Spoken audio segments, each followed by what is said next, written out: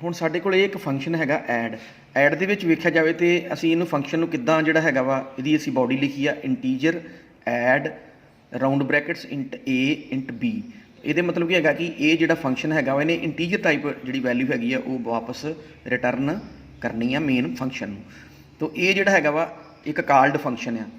ਅੱਗੇ ਕੀ ਹੈਗਾ ਵਾ ਇੰਟੀਜਰ c ਡਿਕਲੇਅਰ ਕੀਤਾ, a ਤੇ b ਨੂੰ ਜੋੜਿਆ ਔਰ c ਨੂੰ ਜਿਹੜੀ ਹੈਗੀ ਉਹ ਵੈਲਿਊ ਦੇ ਦਿੱਤੀ ਔਰ ਰਿਟਰਨ c। ਹੁਣ c ਜਿਹੜਾ ਹੈਗਾ ਕਿ ਇੰਟੀਜਰ ਟਾਈਪ ਵੈਲਿਊ ਜਿਹੜੀ ਹੈਗੀ ਮੇਨ ਫੰਕਸ਼ਨ ਨੂੰ ਉਹ ਰਿਟਰਨ ਹੋ ਰਹੀ ਹੈ। ਅੱਗੇ ਸਾਡੇ ਕੋਲ ਇੱਕ ਹੈਗਾ ਕਾਲਿੰਗ ਫੰਕਸ਼ਨ। ਕਾਲਿੰਗ ਫੰਕਸ਼ਨ ਹੁੰਦਾ ਜਿਹਦੇ ਵਿੱਚੋਂ ਅਸੀਂ ਫੰਕਸ਼ਨ ਨੂੰ ਬੁਲਾਉਂਦੇ ਹਾਂ, ਜਿਹਦੇ 'ਚ ਅਸੀਂ ਕਾਲ ਕਰਦੇ ਹਾਂ। ਦੇਖੋ ਇਹ ਸਾਡਾ ਮੇਨ ਫੰਕਸ਼ਨ ਹੈਗਾ, ਇਹਦੇ ਵਿੱਚ ਇੰਟੀਜਰ x ਇੰਟੀਜਰ a = 10 ਇਨੀਸ਼ਲਾਈਜ਼ ਕਰਤਾ, b ਨੂੰ 20 ਇਨੀਸ਼ਲਾਈਜ਼ ਕਰ ਦਿੱਤਾ, x = ਐਡ a, b। ਤਾਂ ਇੱਥੋਂ ਕੀ ਕਰ ਰਹੇ ਹਾਂ ਅਸੀਂ, ਜਿਹੜਾ ਐਡ ਫੰਕਸ਼ਨ ਆ ਇਹਦੀ ਕਾਲਿੰਗ ਕਰ ਰਹੇ ਹਾਂ ਅਸੀਂ, ਇਹਦੀ ਅਸੀਂ ਕਾਲਿੰਗ ਕਰ ਰਹੇ ਹਾਂ, ਐਡ ਨੂੰ ਅਸੀਂ ਕਾਲ ਕਰ ਰਹੇ ਹਾਂ। ਤੋ ਅੱਗੇ ਕੀ ਆ ਗਿਆ ਸਾਡਾ printf। ਜਦੋਂ ਐਡ ਫੰਕਸ਼ਨ ਜਿਹੜਾ ਹੈਗਾ ਅਸੀਂ ਇਹਨੂੰ ਕਾਲ ਕੀਤਾ ਤੇ ਕੰਟਰੋਲ ਸਾਡਾ ਇਸ ਫੰਕਸ਼ਨ ਤੇ ਆਇਆ।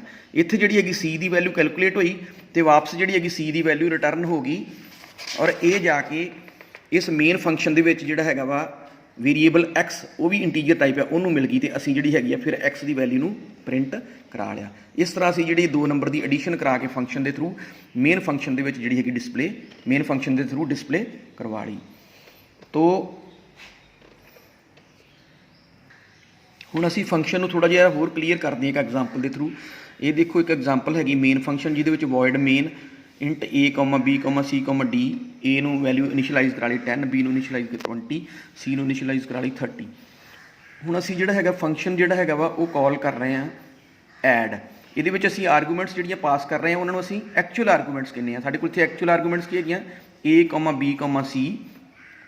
ਐਕਚੁਅਲ ਆਰਗੂਮੈਂਟਸ ਕਿਉਂ ਕਹਿੰਦੇ ਆ, ਕਿਉਂਕਿ ਐਕਚੁਅਲੀ ਅਸੀਂ ਇੱਥੋਂ ਜਿਹੜੀਆਂ ਵੈਲਿਊਜ਼ ਹੈਗੀਆਂ ਇਹਨਾਂ ਨੂੰ ਪਾਸ ਕਰਨੀਆਂ ਵਾ। ਜਿਸ ਤਰ੍ਹਾਂ a ਨੂੰ ਅਸੀਂ ਪਾਸ ਕਰਾਂਗੇ 10, b ਨੂੰ ਅਸੀਂ ਪਾਸ ਕਰਾਂਗੇ 20 ਔਰ c ਨੂੰ ਪਾਸ ਕਰਾਂਗੇ 30। ਠੀਕ ਹੈ ਜੀ। ਇਹ ਅਸੀਂ ਸਟੇਟਮੈਂਟ ਕਿੱਦਾਂ ਲਿਖੀ ਹੈ d = add of a, b, c। ਅੱਗੇ ਜਿਹੜਾ ਹੈਗਾ ਅਸੀਂ ਕਾਲਡ ਫੰਕਸ਼ਨ ਆ ਉਹ ਲਿਖਿਆ ਹੋਇਆ ਵਾ int add int x int y int z। ਹੁਣ ਜਿਹੜੀ x ਨੂੰ ਮਿਲੀ ਵੈਲਿਊ ਉਹ 10 ਮਿਲ ਗਈ ਤੇ ਜਿਹੜੀ y ਨੂੰ ਵੈਲਿਊ ਮਿਲੀ ਉਹ 20 ਮਿਲ ਗਈ ਔਰ ਜਿਹੜੀ z ਨੂੰ ਵੈਲਿਊ 30 ਮਿਲ ਗਈ। ਤੇ ਸਾਡਾ ਜਿਹੜਾ ਹੈਗਾ ਵਾ ਅਸੀਂ ਰਿਟਰਨ ਕਰ ਲਿਆ x + y + z, ਯਾਨੀ ਕਿ 20 + 10 = 30, 30 + 30 = 60। ਤੋ ਇਹ 60 ਜਿਹੜਾ ਹੈਗਾ ਵਾ ਮੇਨ ਜਿਹੜਾ ਫੰਕਸ਼ਨ ਹੈਗਾ ਵਾ ਉਹਦੇ ਵਿੱਚ d ਨੂੰ ਜਿਹੜੀ ਹੈਗੀ ਆ ਇਹ ਵੈਲਿਊ ਜਿਹੜੀ ਹੈਗੀ ਆ ਉਹ ਮਿਲ ਗਈ।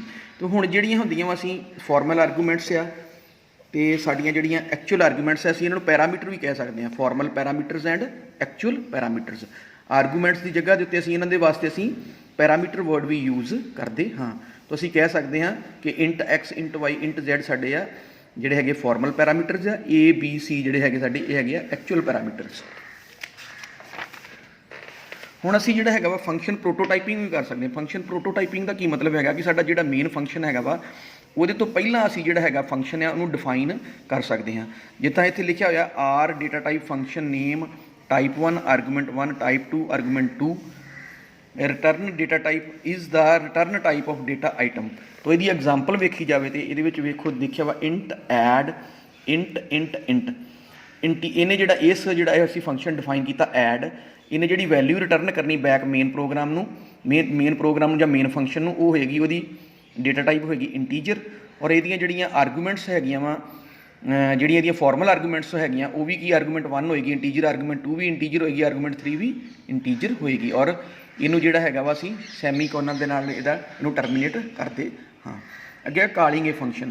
ਕਾਲਿੰਗ ਫੰਕਸ਼ਨ ਦਾ ਮਤਲਬ ਹੈਗਾ ਕਿ ਇੱਕ ਫੰਕਸ਼ਨ ਜਿਹੜਾ ਹੈਗਾ ਵਾ ਇੱਕ ਫੰਕਸ਼ਨ ਦੀ ਬਾਡੀ ਨੂੰ ਜਿਹੜਾ ਹੈਗਾ ਵਾ ਕਾਲ ਕਰ ਰਿਹਾ ਹੈ ਜਾਂ ਉਸ ਨੂੰ ਜਿਹੜਾ ਹੈਗਾ ਵਾ ਕਾਲ ਭੇਜ ਰਿਹਾ ਹੈ। ਜਿਸ ਤਰ੍ਹਾਂ ਇੱਥੇ ਹੈਗਾ ਗਾ d = add a, b, c। ਹੁਣ ਐਡ ਜਿਹੜਾ ਹੈਗਾ ਵਾ ਜਿੱਥੇ ਵੀ ਐਡ ਫੰਕਸ਼ਨ ਦੀ ਬਾਡੀ ਹੋਏਗੀ ਕੰਟਰੋਲ ਜਦੋਂ ਇਹ ਸਟੇਟਮੈਂਟ ਐਗਜ਼ੀਕਿਊਟ ਹੋਏਗੀ control automatically jump to the body of the add sub programme.